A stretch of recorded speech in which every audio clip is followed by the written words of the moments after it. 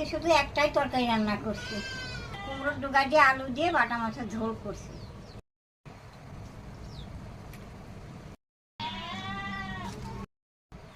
আমি করে খেয়ে নেই, সকালকার পান্তা খাইছি, রাঁধতে রাঁধতে এখন বেলা হয়ে গেছে, মানে 3টে বাজে, আবার ছাগল নিয়ে মাঠে যাবো।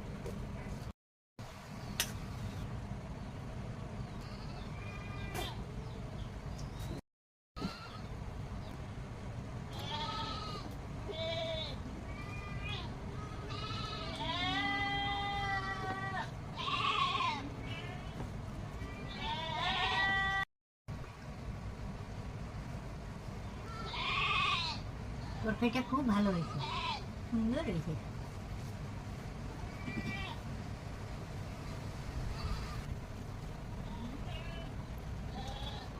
ভিডিওগুলো দেখবা, লাইক কমেন্ট করে দেবা।